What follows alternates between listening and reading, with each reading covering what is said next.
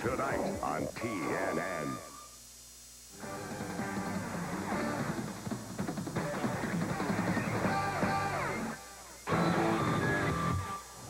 Motor Madness Monster Jam, you're looking at Mistress, driven by Don Borders of Shelburne, Indiana.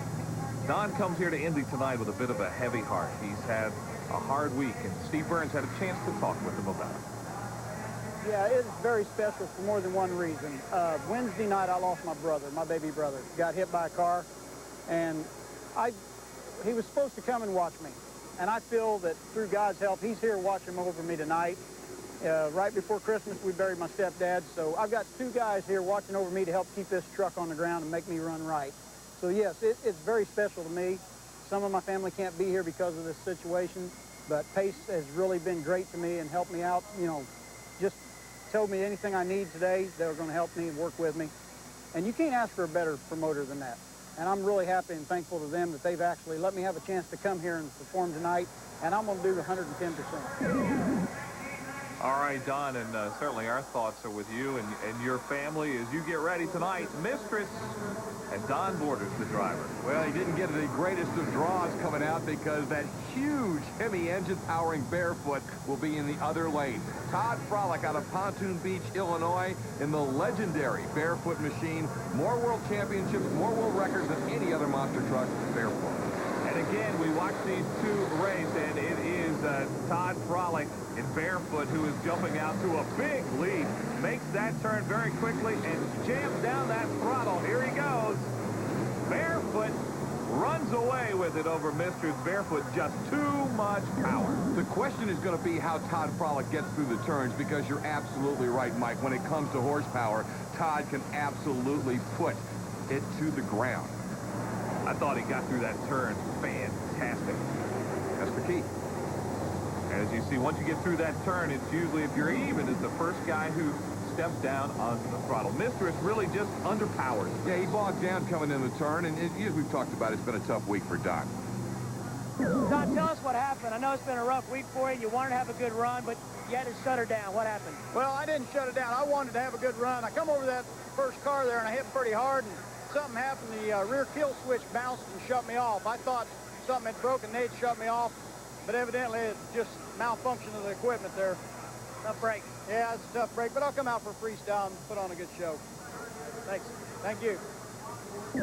Don Borders of Mistress. And now we have a showdown of two of the favorites here, Monster Patrol and Carolina Crusher. There he is. We are affectionately called him the Junkyard Dog earlier. It's what a lot of guys in the pits call him. He is a tough competitor, but he goes up against one of the all-time great veterans in Gary Porter out of Wadesboro, North Carolina. And remember Gary Porter talking to us about that flag. You got to wonder, does Gary Porter have the flag? Well, they're underway, and on the far lane there, you see Gary Porter and Carolina Crusher making that turn, but he gets a little bit too wide. Gary Porter off the course a little bit. That's going to be a DQ, Mike. He's completely off the course.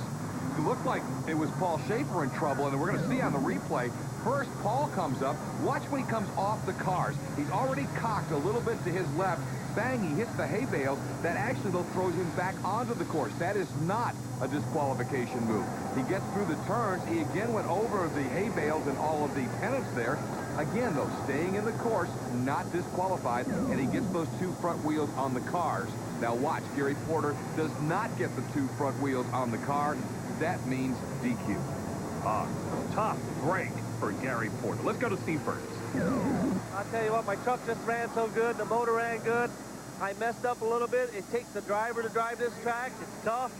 You got to have your motor just right. You got to be able to make that U-turn and find the racetrack. It's kind of hard to see the racetrack when you're moving so fast and trying to cut a corner, and it's tough. All the guys are saying it's a driver's racetrack. Tell us what that means. That means you get lucky and don't make no mistakes, and try to get lucky and don't make no mistakes. It's hard. It's really hard. You know, Gary gave me a good run, and I kind of messed up in this last corner here, and I just let it hang on and hope for the best. It was exciting. Yeah, I hope so. Both drivers in a little bit of trouble. There you see Boogie Van, and it's welcoming back Pam Botters to Monster Truck Racing as she's ready to go strong.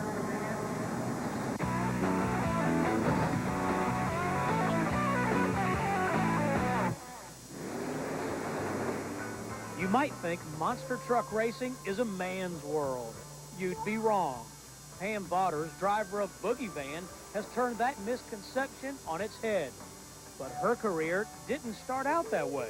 They did it first. When I first come out and started racing, I think they looked at me as a novelty, you know, a woman in a monster truck. And until I went out and proved myself in Indy one year and became the 5th qualifier out of 12 top trucks in the country, then they started to take notice. And don't try stereotyping her abilities as a driver. I don't see it as any advantage or disadvantage.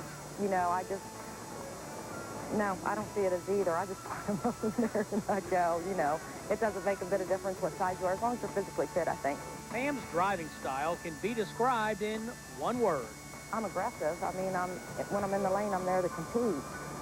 You do have to do a lot of thinking, you know, while you're out there driving, but sometimes you don't have time to think either, you know, it's just natural reaction. But aggressive, maybe. That aggressiveness comes at a price. Oh, yeah. Pontiac Silverdome.